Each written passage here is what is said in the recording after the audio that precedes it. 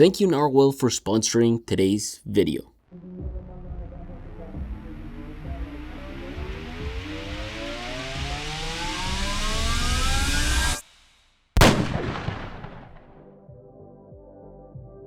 Okay, show me a cooler minimal gaming setup other than this. No RGBs. I can't wait for people to comment down below. This is not minimal. Welcome to our little gaming corner desk setup. This really isn't a workspace, and in fact, when we went to IKEA, I made sure I kept that in mind. We spent the past few weeks trying to build this right here, whether it was painting part of it, cutting and installing these wooden slates, or even completely changing our PC case. All I can say is that the time spent was definitely worth it. This is probably the coolest setup I've ever built. With the GT6 leaks and Modern Warfare 2 around the corner, it really pushed us to build a corner dedicated to gaming and gaming tech reviews. So here it is. The past few days have actually been insane, so crazy that we got invited by Ergon Office to their headquarters in order to pick up our desk, and after that I was basically told I couldn't cut my wooden slates. So I sort of left them hanging on the wall for now. Don't mind that too much though. Look, it was so fun building this desk. Everything started with us planning this new space. Before all of the work, things looked a bit messy and the left wall looked god awful. But I came up with the amazing idea of matching this wall to the slated wall with a paint called Black Limousine by Bear. And honestly, it turned out so good. I'm actually super happy how the paint dried. It pushed me to really go to IKEA and sort this whole new wall up. We really thought that the best thing to do was keep our industrial theme going on, and after going up and down IKEA trying to find the right accessories for that wall, we came up with a perfect minimal gaming shelf. It was just a matter of building it up, and eventually after a couple of hours we got there. I really liked how things turned out and how the shelf along the slates makes the whole wall look so much better than before.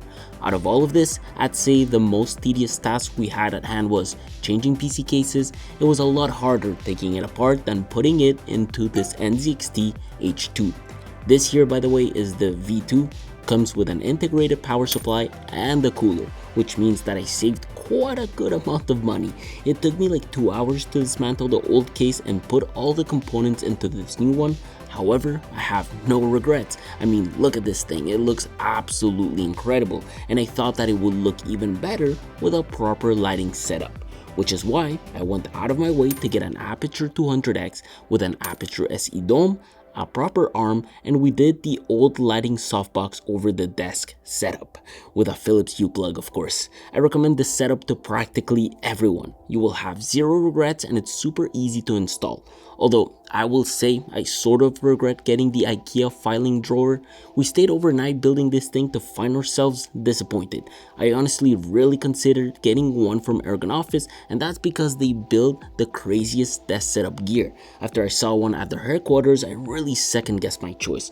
Not only that, but when I assembled the desk they provided for this video, I was even more amazed by the quality of their materials. Plus, right out of the box, the instructions are super clear. I mean, it's so clear that depending on the table size you got, they let you know exactly how much you should stretch the legs by.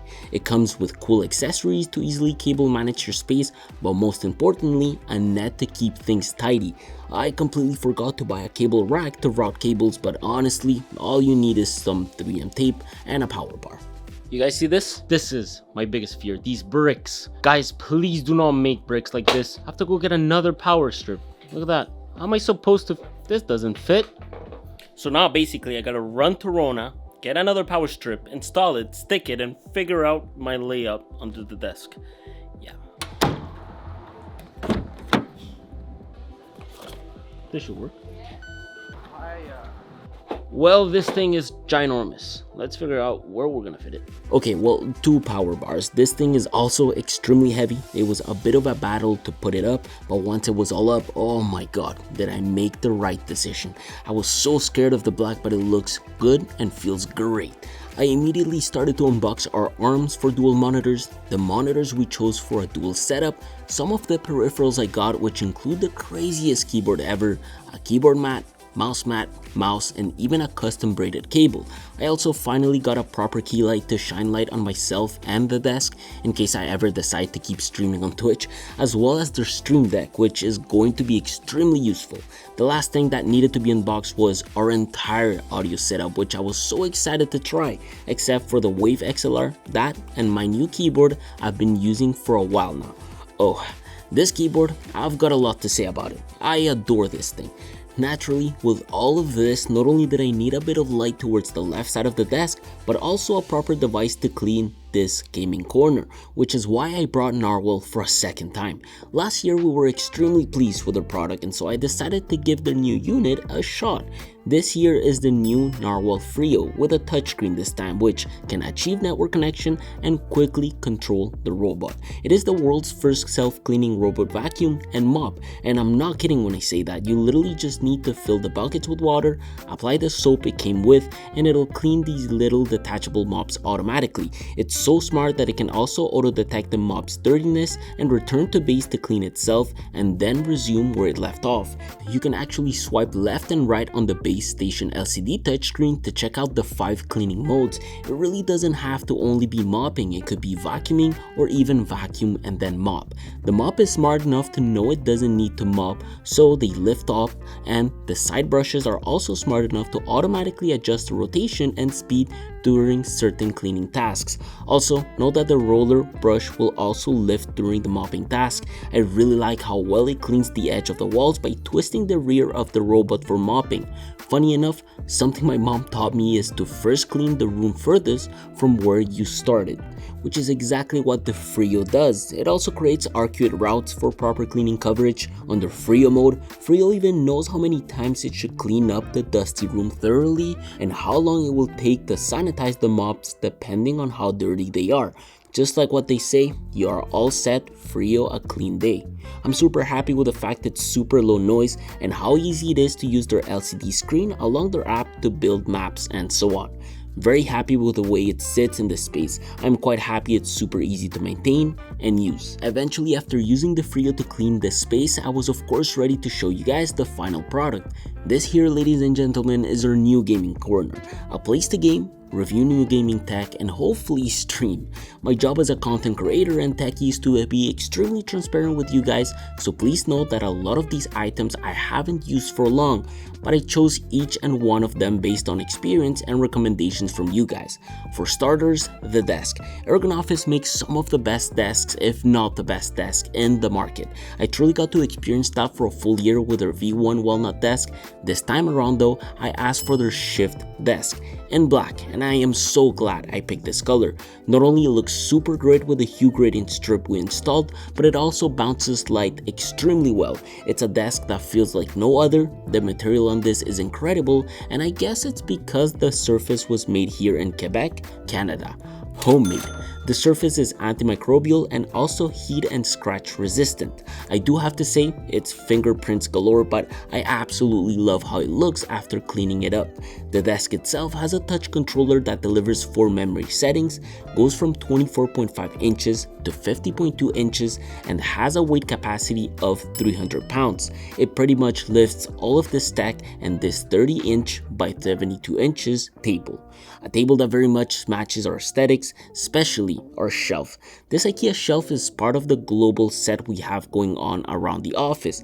I love the wood and the color, plus the height is quite perfect to cover a good amount of this wall.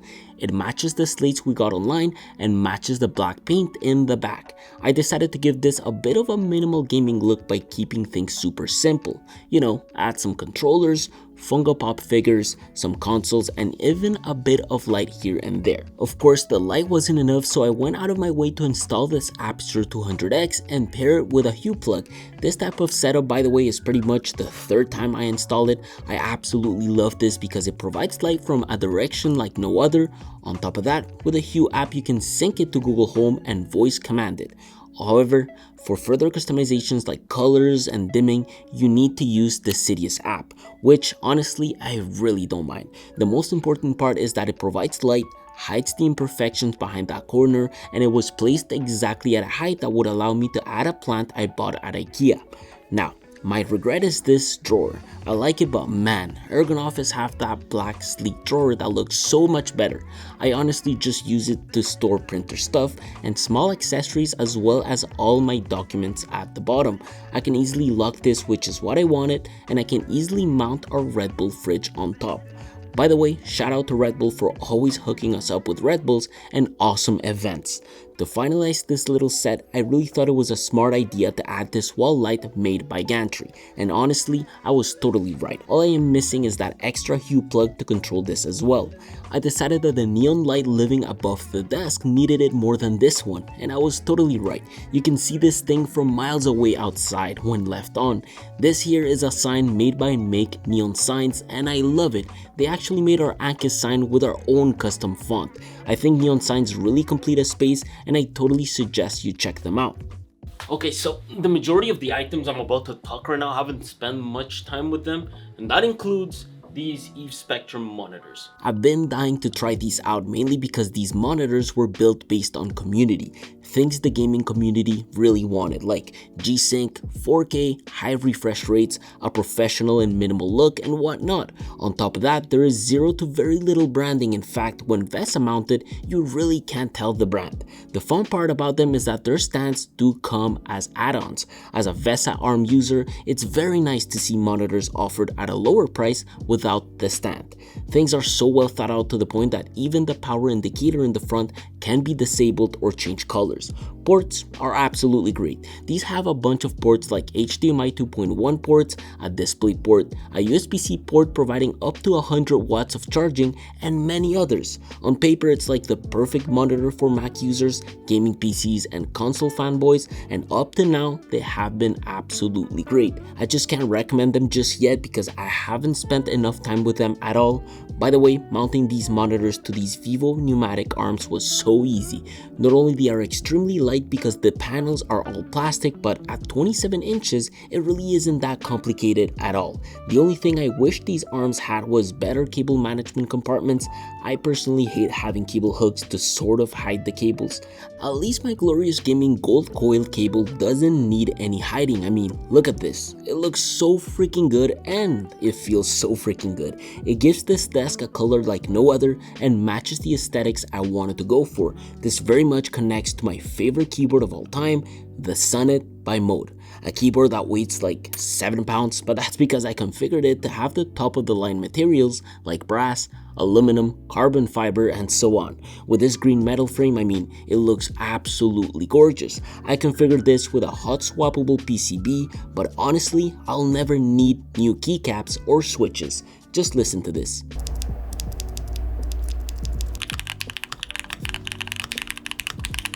To be exact, this here has Gateron Oil King switches, hand lubed with Krytox, Infinity Key WOB keycaps, Durock V2 stabilizers, also hand lubed, a carbon fiber full plate, a silicone base, a plate foam and PE foam installed with a green top cover, copper bottom, brushed copper accents, and copper wave internal weight.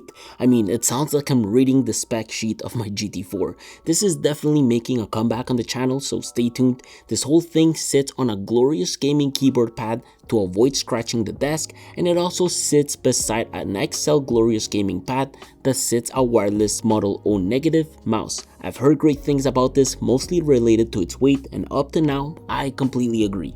I also agree that the Wave XLR is probably one of the most budget-friendly gaming audio interfaces out there. I've been rocking it for a while now on my personal desk and I love it. Physically, this thing has a nicely compact design. I love the fact that it's slanted, so it makes it easier for me to use. However, like I said in the past, the tap mute on the top is what kills me a bit. Not on this desk though, but the only thing I do hate no matter what is that the mic jack is at the back. Other than that, no complaints. The audio knob still feels great. I can easily scroll through its modes. With our software and a second monitor at hand, it really makes this whole workflow elite. The software acts as a great mixer and it's super easy to use. Mixing the audio with an XLR mic up to now has been easy. When it comes to mics, I got the full kit for this little guy here. I got the pop filter, the boom arm, and the shock mount. All of it makes this streaming microphone the perfect mic for it. The Wave 3 is very much designed specifically for streamers in mind, so it only delivers a cardioid pattern.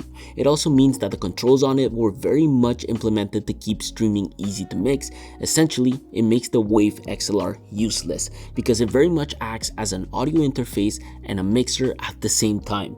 How reliable is it? I'm still not sure, but it's very popular according to many of you.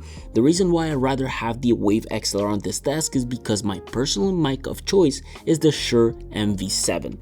Regardless of what you go with, you can connect any type of headphones to complement your audio.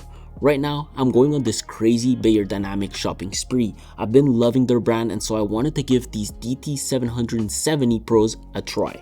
It's like they're budget-friendly headphones, and it really shows within its build. But they are and feel super comfortable, and the pads feel absolutely great, but they do feel warm after a few hours. However, for me, the most important part was the audio, and these do not disappoint. Insane bass, great sub bass for things like rap, EDM, and whatnot. It has great isolation, they seem to be super durable according to a lot of people, and it has great soundstage for a closed set.